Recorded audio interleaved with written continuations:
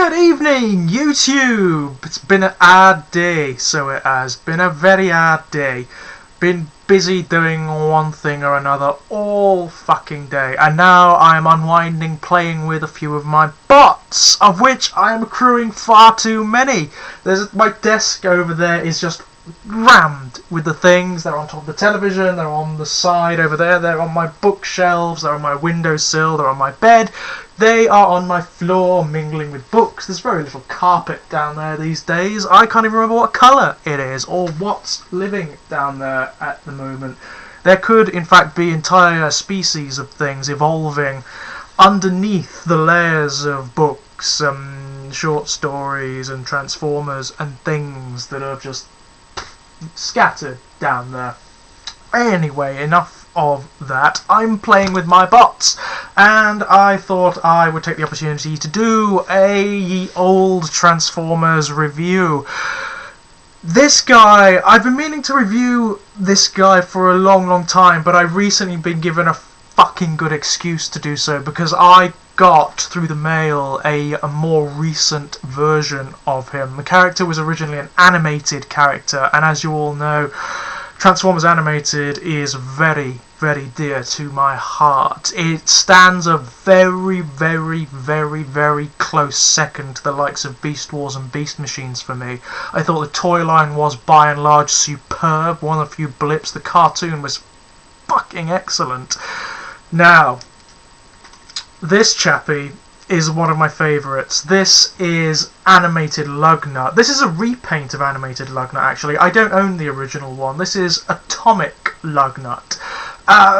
There's no difference between this and the original toy other than the colour scheme. The original toy was purple and sort of like a turquoise, teal colour.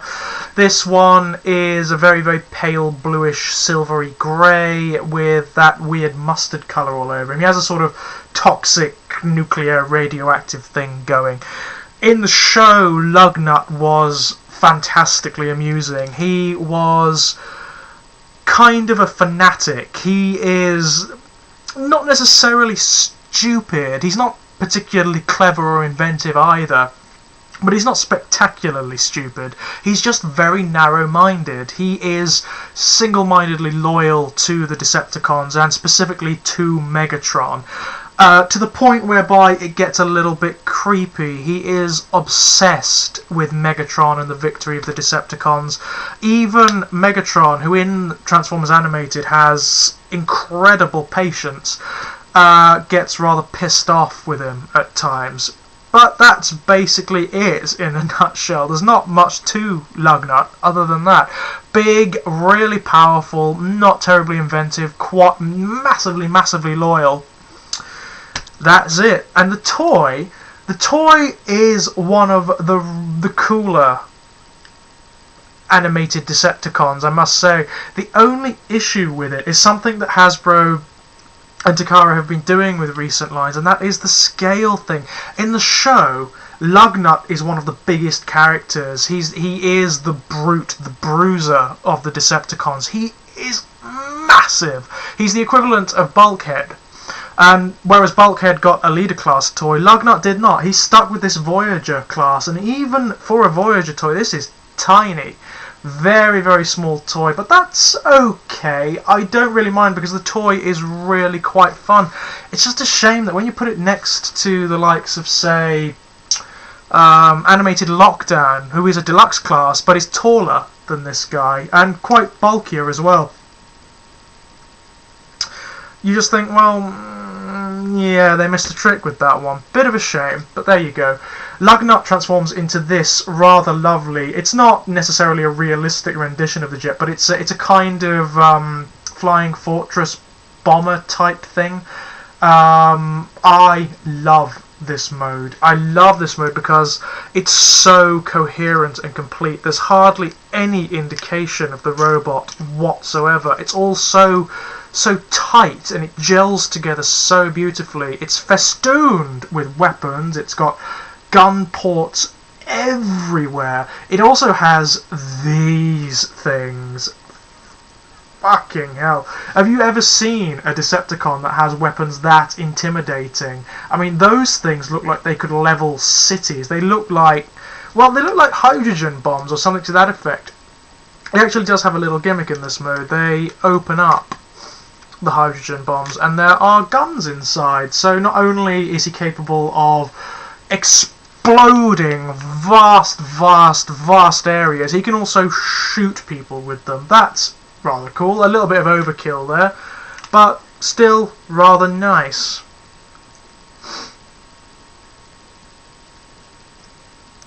Yes, I intend to get my hands on the original version of this guy, probably at Auto Assembly this year. Gorgeous, gorgeous mode. Now, his transformation, if I can remember it. Usually this sort of thing annoys me, where bits detach, but I don't mind it with this guy, because that becomes a very cool accessory in robot mode. Now, let me see if I remember how to do this. He's not particularly complicated, if I remember, and he has some quite nice automorph features as well. The bombs detach and flip down like so, and as you can probably see, they're going to become Lugnut's arms. The most dramatic transformation is definitely this portion here, which detaches and comes down to form his little stubby legs. And this guy really does have teensy weensy stubby footsies. He's an oddly proportioned bot, is Lugnut. He's got that whole sort of Igor hunchback thing going on, which suits his character quite nicely, really, considering that he is such a bloody sycophant. Mind you, a lot of the Decepticons were inanimated. I rather appreciate that, to be honest. It makes a change from Beast Wars, for example, where all of the Predacons, as much as I loved them, I loved Beast Wars, all of the Predacons, barring Inferno, really, were treacherous sons of bitches. Anyway, that back, you've got a cool little automorph feature here. That back section comes down, and Lugnut's head flips up, and the two sides of the cockpit flip out to form his chest. That is so cool. And you also have these switches that activate the gimmick in his jet mode become his arms. That's one thing I hate about this mode. Those guns on the sides, they're hardly even fixed in. They rest in their sockets, and that's it. They fall out very, very, very easily indeedy.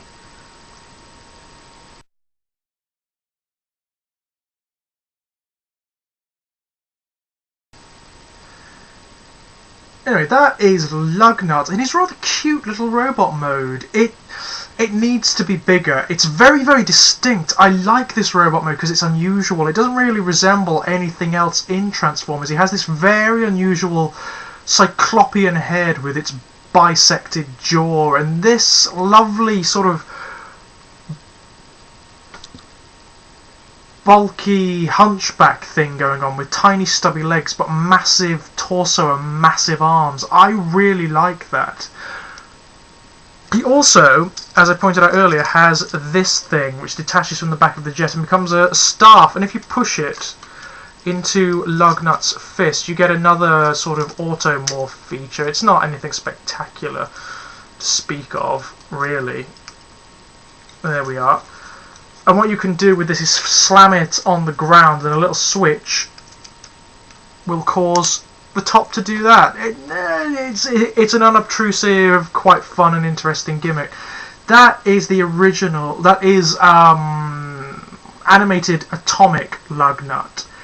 Very, very cool figure. Highly recommended. Now, recently this character was repurposed and recreated for the Reveal the Shield line, in a similar manner to in the animated Lockdown, who was recreated for the Revenge of the Fallen line.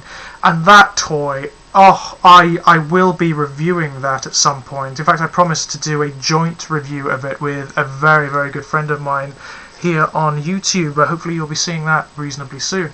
But Lugnut was sort of redesigned and repurposed in the same manner.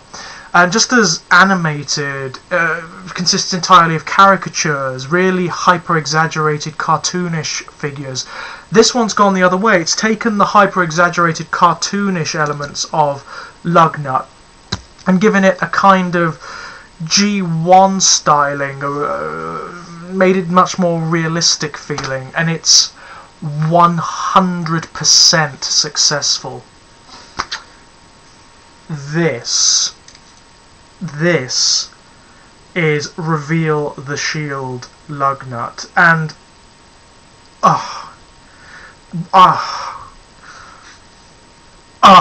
what can I say about this toy? This toy has rekindled my enthusiasm for Transformers 1,000-fold, I can tell you. I really cannot reconcile the company that produces something as brilliant and as beautiful as this with the company who produces something as lame and as shit as this piece of crap. This is the recent Reveal the Shield repaint of Generations Rodimus, aka Hot Rod. Mold itself is okay, there's nothing wrong with the transformation or anything like that, but fuck me, the plastic on this thing, it's like a knockoff. It looks like a knockoff, it feels like a knockoff, it breaks so easily, the plastic is brittle, and it feels weightless and horrible. What the fuck were they thinking with this piece of shit? Away that goes. This, on the other hand, is the exact... You can even see it. You can see it on the camera. Look at that luster on the plastic. Look how waxy and dense and beautiful that is. It's just amazing. And like the original animated Lugnut, it is a kind of flying fortress. I don't know the names of these things. Is it a B-52 bomber thing? I don't know. It's a kind of flying fortress, that a big flying thing that drops bombs on people. That's what I know it as. Just look at the wingspan on it. It has enormous wings, tons of detail. Its colour is gorgeous. It, like the original Lugnut, has hardly no indication of a bot mode. I can't get over how good it is. I've been playing with this ever since it arrived in my postbox. I just can't get enough of it. When I'm writing during the day, it sits over there on my bed, and when I'm having a moment where I need a break, out it comes and I can sit and transform it and play with it. It's fantastically good. It's one of those bots. I had a feeling about it when I first saw the shots of it online, it just gave me that tingly feeling. Reveal the Shield Cup and Scourge have given me the same thing, and they're coming very soon as well. And good God, it did not disappoint. This thing is spectacular. It just is. It's wonderful. It's a great toy to have in hand. It's weighty. It feels good. It feels dense, and it's the kind of thing that if I'd got it for a birthday or for Christmas as a child, I would have gone mental for it. I'm going mental for it now, so yeah. As for transformation, it's cool. It's intricate and it's interesting, but intuitive. Whole bottom section folds out like that. The hull splits in half, and as you can already see, these are going to come round and form Lugnut's weird legs.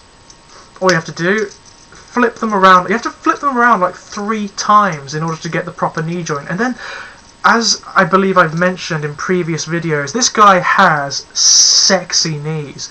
They are like triple jointed or quadruple jointed. To form the knee joint, you have to fold them back like that and then flip them up. That is fantastic. And then his feet. He has these amazing ball-jointed crow's feet going on. Just gorgeous. It is the kind of thing that with Transformers makes me a little misty, I must admit. It makes me just love it, love it, love it, ladies and gentlemen. As for the rest, this guy's got a fair few Automorph features as well. As for the rest, what you want to do is split the jet in half like that.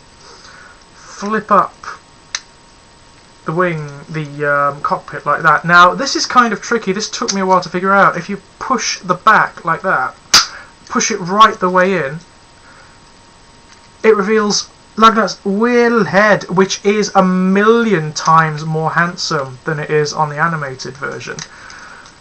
He looks, whereas the animated version looks a little bit cute, this one looks cyclopean and slightly disturbing, just a little bit distressing, which I likes. In fact, I likes that a hell of a lot.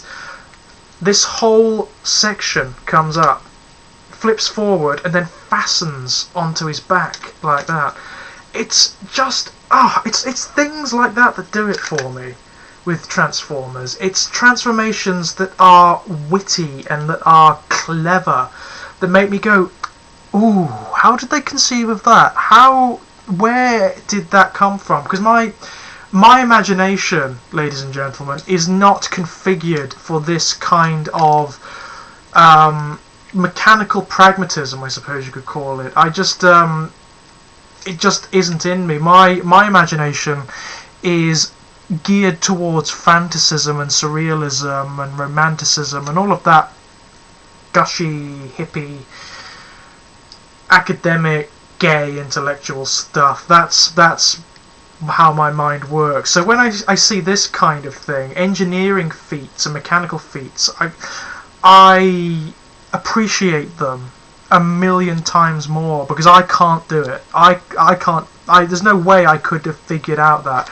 Now, as for his arms, you flip the. Oh, listen to that. Listen again. Gives good click. Flip the wings down, flip them around, close these panels here. Now this is great as well. These bits here that form like engine parts on the wings, flip them out, and there you've got his independently articulated fingers. Wings flips up, that flips round, thumb comes out, arm bends in multiple places. Oh my God, just look at the level of articulation on this. Look at how many different joints there are on this thing. And there have been people who have been whinging endlessly that these bits don't move like that. It doesn't need to. I mean, yeah, it kind of would have been okay. It would have been reasonably nice for that to happen, but it doesn't need to at all. This guy has articulation out the yin-yang. He is fully poseable. So gorgeous. Same with the other arm, just flip it around.